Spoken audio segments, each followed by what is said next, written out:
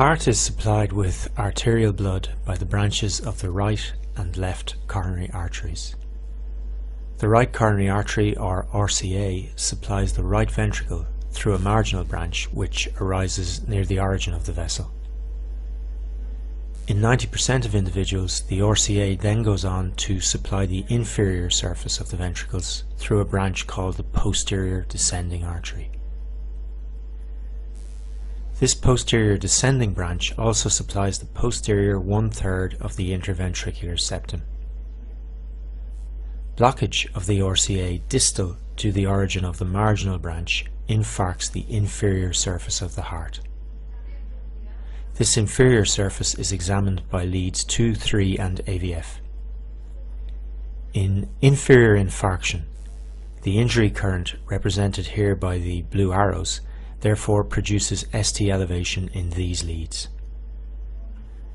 Note also that the injury current is moving directly away from leads 1 and AVL.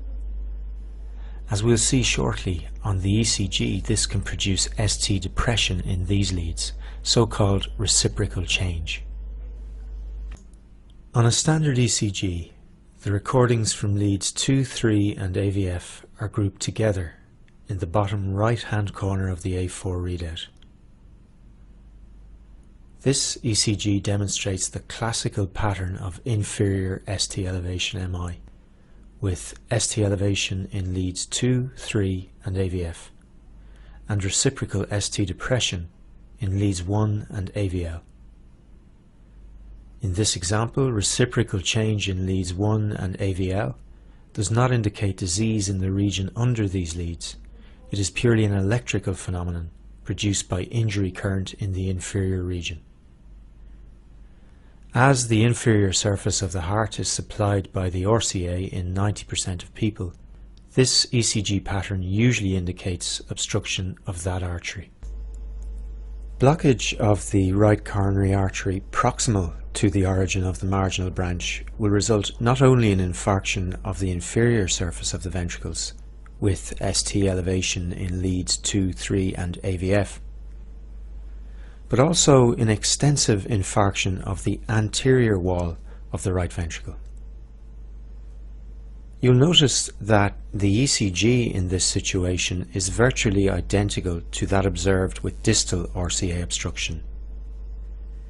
In fact, the standard 12-lead ECG gives very little information about the free or anterior wall of the right ventricle.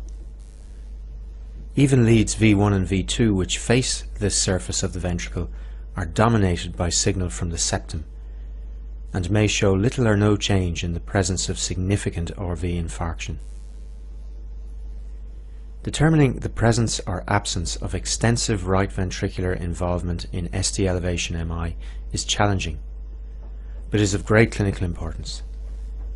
For those interested, we will discuss the diagnosis of ST elevation MI in ECG blind regions of the heart in the quiz section.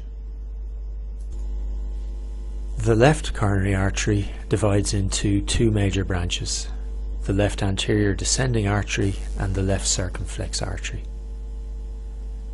The left anterior descending artery, or LAD, generally supplies the anterior surface of the ventricles and the anterior 2/3 of the interventricular septum through septal branches. Diagonal branches of the LAD supply a variable extent of the anterior and, in some individuals, lateral surface of the left ventricle.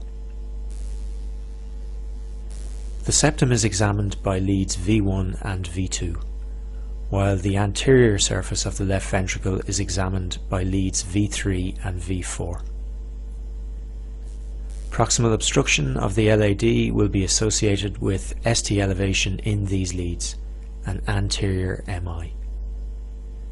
Again, the inferior leads are viewing the injury current from a diametrically opposite position and may show reciprocal ST depression.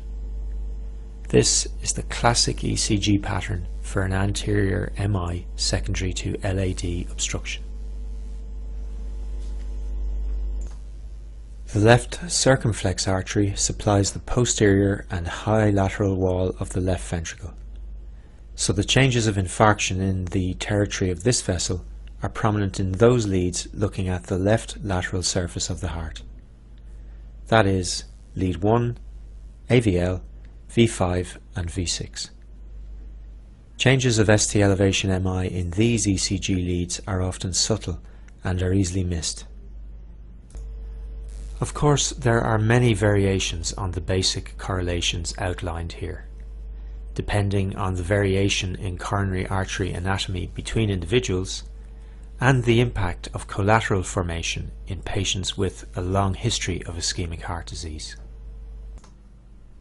To give you one of many examples of the former, in 10% of individuals, the posterior descending branch supplying the inferior surface of the heart arises from the left circumflex artery rather than the right coronary artery.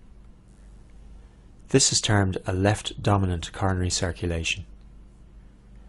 In such an individual, an inferior pattern of ST elevation indicates obstruction of the left circumflex.